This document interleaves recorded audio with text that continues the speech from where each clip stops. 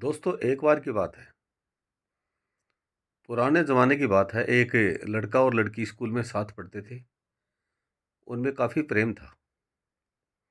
लेकिन पुराने ज़माने में एक समस्या ये थी कि चाहे लड़का और लड़की एक दूसरे से कितना भी प्रेम क्यों ना करें, शादी तो उन्हें अपने घर वालों के अनुसार, अपने माँ-बाप के कहे अनुसार ही करनी पड़ती थी।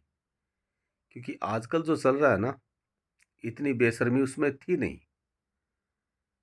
लड़का हो चाहे लड़की हो, अपने माँ-बाप, अपने कुल, खानदान का इतना ख़्याल रखते थे कि कल को यदि मैंने कोई गलत कदम उठाया तो मेरा खानदान का नाम बदनाम ना हो जाए। इसलिए शादी ब्याह जो करते थे वो बड़े बुजुर्गों, अपने माता पिता की इच्छा से ही करते थे। अब दोस्तों हुआ क्या, लड़के लड़की की शादी हो गई और लड़के की शादी हो नहीं पाई। क्योंकि वो कुछ कमाता नहीं था, कोई नौकरी भी नहीं करता था। तो लड़के की सगाई हुई नहीं। लड़की की सगाई भी हो गई और शादी भी हो गई। और शादी होने के बाद वो अपने पति के घर चली गई। अब दोस्तों हुआ क्या, 5 साल बीते, 10 साल बीते, 15 साल बीते। 15 साल बाद में उसके पति को कैंसर हो गया। और कैंसर होने से उस लड़की का पति अकाल मृत्यु का ग्रास हो गया। यानी वो मर गया। वो मर गया तो पहले परंपरा होती थी कि यदि घर में उस बहू का कोई देवर हो तो उसके पल्ले लगा देते थे। पल्ले का मतलब था अ, उस देवर के साथ उसकी अनौपचारिक रूप से शादी कर दी जाती थी। भले ही फेरे वगैरह ना हो, लेकिन उसके नाम की 2 चूड़ियाँ उस भाभी को पहना दी जाती थी। और उसके बाद में वो भाभी अपने देवर की पत्नी कहलाती थी और उसके साथ बाकी का जीवन बिता सकती थी। तो उस लड़की का पति मरने के बाद में उसके देवर की 2 चूड़ियाँ उसको भी पहना दी गई। अब विधि की विडंबना देखिए, जो देवर था वो करीब साल 2 साल तो ठीक रहा, लेकिन फिर किसी एक्सीडेंट में ख़त्म हो गया। एक्सीडेंट में ख़त्म हो गया तो फिर उसकी वही हालत हो गई। लड़की बेचारी विधवा फिर बन गई। अब दोस्तों, उस समय इतनी अधिक शर्म और लाज थी कि यदि परिवार में, कुनबे में कोई देवर उसका हो और जो कुंवारा हो, तो उसकी 2 चूड़ियाँ पहना दी जाती थी। यानी अनौपचारिक रूप से उसकी उससे शादी कर दी जाती थी। तो हो ऐसा ही हुआ, उस लड़की के कुनबे में कोई उसके चचेरे ससुर का बेटा था, जो कुंवारा था, उसकी भी शादी नहीं हो रही थी।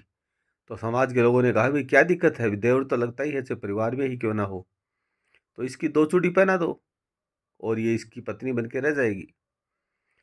तो जो चचेरा उसका जो देवर था, उसकी 2 चूड़ियाँ उस लड़की को पहना दी और अब वो उसकी पत्नी बन के रहने लगी। लेकिन विधाता को कुछ और ही मंजूर था। दोस्तों, हुआ ये कि करीब 2-3 साल बाद ही जो उसका जो तीसरा पति बना था, जिसकी चूड़ियाँ उसने पहनी थी, उसकी भी टीबी की बीमारी होने से उसकी भी अकाल मृत्यु हो गई। मृत्यु होगी तो फिर वो विधवा हो गई। अब समाज के लोगों ने देखा कि परिवार में भी, कुनबे में भी, यानी उसके ससुराल के कुनबे में कोई ऐसा लड़का नहीं था जो उसका देवर हो और जो कुंवारा हो, जिसकी चूड़ियाँ पहनाई जा सके। तब आखिर क्या किया जा सकता था? उस लड़की के सास ससुर भी बुजुर्ग थे, बूढ़े थे, वो भी समय पाकर खत्म हो गए। लड़की के कोई संतान हुई नहीं। तो मजबूरन उसको अपने माता पिता के घर आना पड़ा। अपने माता पिता के घर लौट के आना पड़ा। जब वो अपने माता पिता के घर आ गई, गांव में रहने लग गई, तो उस लड़की की मुलाकात अपने स्कूल के समय के उस दोस्त से हुई, जो उसका प्रेमी था। उसे प्रेम करता था लेकिन शादी नहीं कर पाया। एक दिन अनायास ही उसकी मुलाकात उस लड़के से हो जाती है। अब वो लड़का तो नहीं रहा था, वो भी काफ़ी उम्र दराज हो गया था, उसकी उम्र भी लगभग 35-40 वर्ष हो गई थी।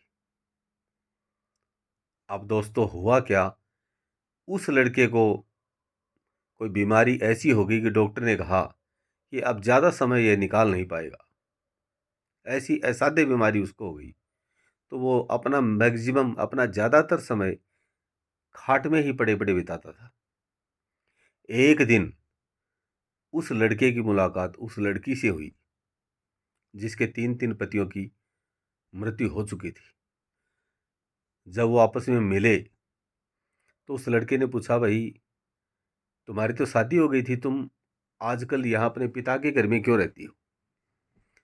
तो लड़की ने उसको बताना शुरू किया कि जिस लड़के से मेरी शादी हुई थी, उसको कैंसर की बीमारी हो गई और वो कैंसर के कारण मर गया।